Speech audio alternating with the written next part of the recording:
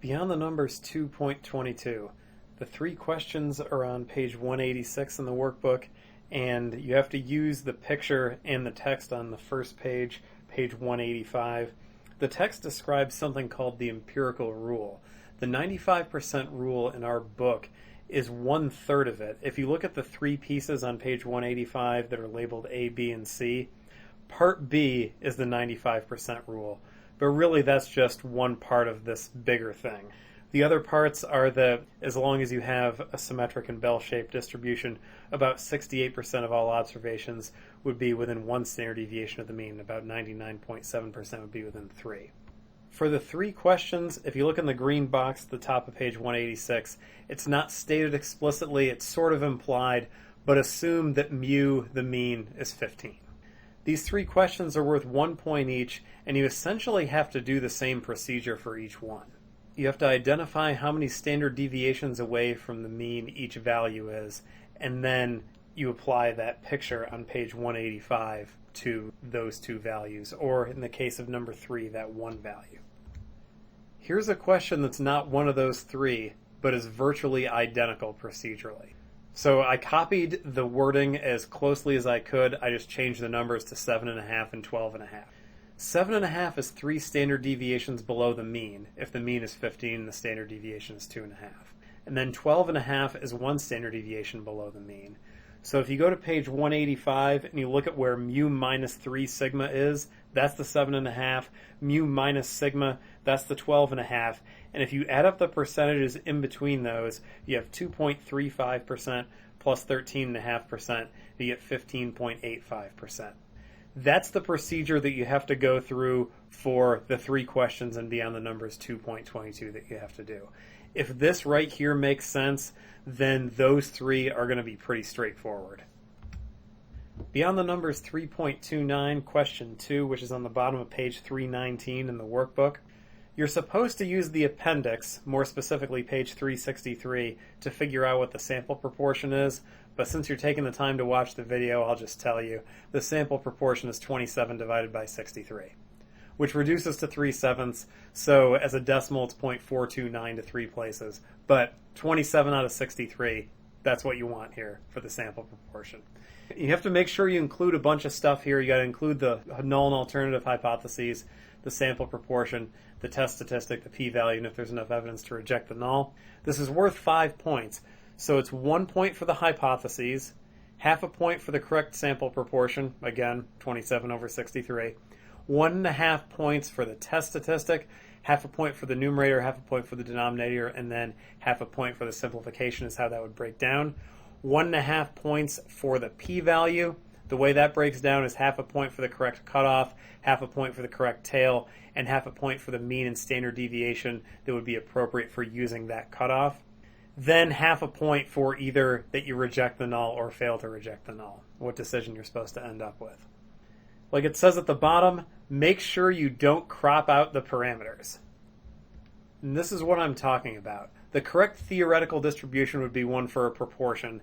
The thing that's circled in red, that's what I want to be in there. That you can't have that cropped out. You got to have the graph, but you also need that normal distribution box over on the right side, because otherwise it's really hard for me to tell if you have the right mean and standard deviation that match up with whatever you're using as the cutoff. Because really you have options here. You could either use the mean and standard deviation of the sampling distribution and then use p-hat as the cutoff, or you could use a standard normal and use the test statistic as the cutoff. Either way, I guess since you have to get the test statistic anyway, it might just be easier to use that as the cutoff, but really you do have an option here. In number 5, the main idea is to illustrate the idea of the central limit theorem. That as the sample size increases, the sampling distribution will get closer and closer to a normal distribution. We're going to do it with p equal to 0.85, and then we're going to cycle through several sample sizes.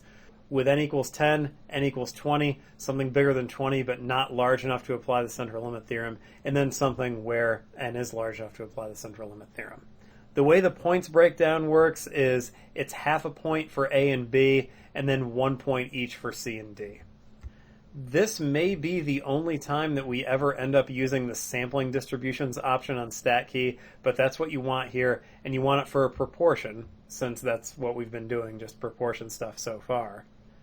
So in StatKey, if we select proportion of the sampling distribution options, the first one was with p equal to 0.85, you want n equal to 10. So if I go to edit proportion, that's where you can specify p being 0.85. And then right here, this is where you can change the sample size. This is the thing that I said, make sure you don't crop this out. I will need that to make sure that your sample sizes are correct. I'm going to specify the 10, and then just make sure that you generate at least 5,000 samples. And the thing that I'm going to end up with here is not anywhere close to symmetric, but that's kind of what you expect when you have a sample size that small. In order to get parts C and D, it's probably going to be easier to figure out the sample size that you're going to use for D first, and then C will be somewhere between 20 and whatever the cutoff is for being large enough. In order to check to make sure you have a large enough sample size, that's where you need n times p and n times 1 minus p to both be at least 10. So I would say do that check, then you'll be able to get an n that's big enough for D, and then it won't be too hard to figure out a sample size that you could use for C. What you end up with here as far as the sequence of 4 pictures, I suppose in a way it would sort of look like what I have toward the beginning of the section 6.1 through 6.3 notes, where there's a sequence of 4 pictures. It is supposed to mimic that idea, but I think your screenshots are going to be a little more involved than mine, because mine are just cropped so it's the graph only, and you've got to make sure you get the sample sizes in there too, that those are visible. The idea behind number 6 is to show that with both methods of getting a confidence interval, either using the central limit theorem or the way we did it in chapter 3 with a bootstrap distribution, that's part B, you get the same thing. That's what's going to happen here. So in part A, you have to show the work because the answer that you get in part B will be identical. So the work has got to be there. If you follow along with the confidence interval example that's in the section 6.1 through 6.3 notes, I think you'll do fine with part A. Just make sure that you're using the right critical value. That's probably the only thing you got to worry about. And then part B, it's just like the way we would have done things in chapter 3. So you generate a bootstrap distribution based on the sample proportion of 7867 divided by 10,351. And then you copy the screenshot into your assignment, and the interval that you get in B should match the interval that you get in A to 3 places. As long as you don't round off any intermediate steps in A, that should work. And then part C, I guess you could use either part A or part B to end up with that. As far as the points breakdown goes, part A is worth 2 because there's more to do there.